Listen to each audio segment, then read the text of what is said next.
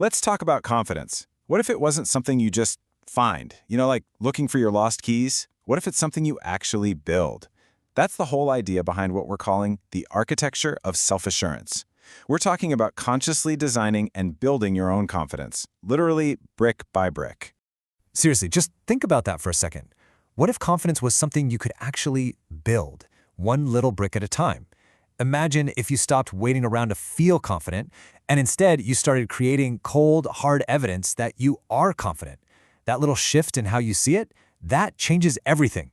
And that's exactly what we're going to dive into. Okay, so before you can build anything new, what's the first thing you have to do?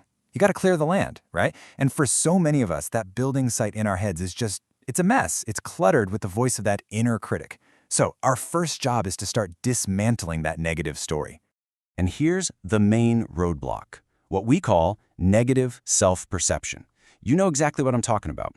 It's that story you tell yourself, that little voice in your head that's always whispering your limits, always pointing out your insecurities. And the really sneaky part, it feels so real. It feels like a fact, like it's just who you are and you can't change it. But just look at the power of a tiny little shift in wording. That unchecked thought, I'm not capable of this, that's a brick wall. Full stop. It's a dead end.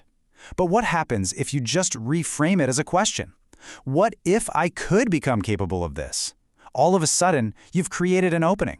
It's not a wall anymore. It's a doorway you can actually walk through. This quote just nails it, doesn't it? Our personal insecurities often feel like walls, but they are built from stories, not stone.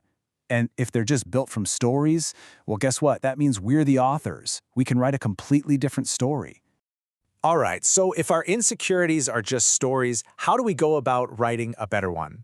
This is where that big architectural shift in our thinking comes in.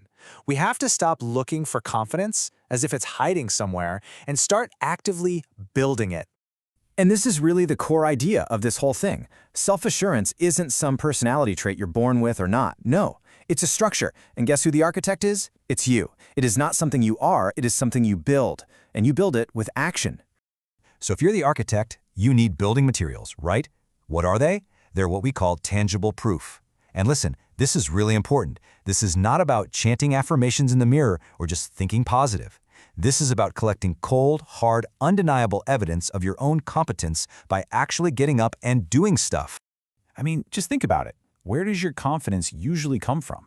If you're like most of us, you're probably relying on fleeting feelings. And we all know how that goes, right? You feel great one day, terrible the next. It's totally unstable. The alternative? To build your confidence on tangible proof. That's stable, that's solid.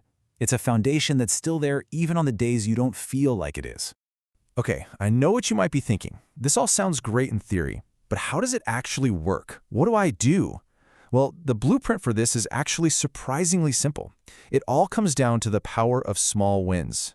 And here it is, the framework. It's so simple, and you can repeat it over and over. Step 1.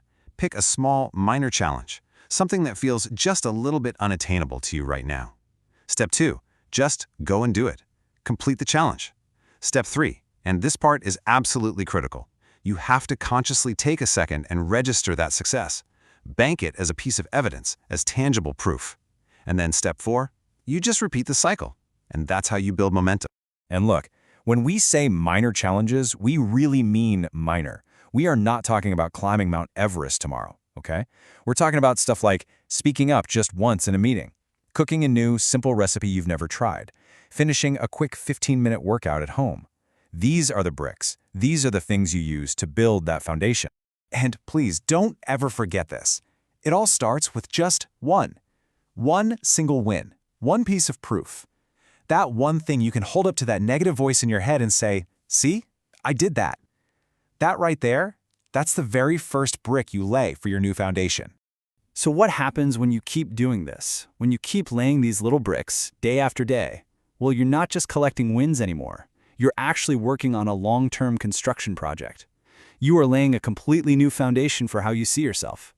In the way it progresses, it just makes sense. You start with that first little piece of proof. Then you add another one. And pretty soon, a pattern starts to emerge.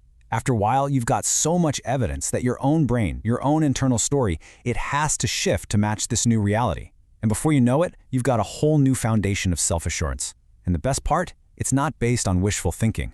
It's based on a real, verifiable history of what you've actually accomplished. The engine that drives this whole process is fueled by one simple thing: consistent, measurable progress. That's the secret sauce for building confidence that actually lasts. It's the consistency that does all the heavy lifting. Just small, regular actions that create this massive result over time. And here it is, the ultimate payoff, the transformation. You start out with this negative perception that just feeds your insecurity, right? But by using this whole building process, you construct your way to a brand new reality, one where a positive perception creates genuine self-assurance. You are literally rebuilding yourself from the ground up. Look, if there is only one thing you remember from all of this, please let it be this idea.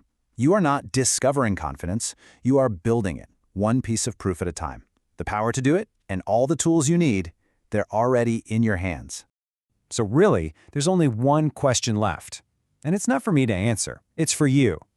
What are you going to choose for your first piece of proof?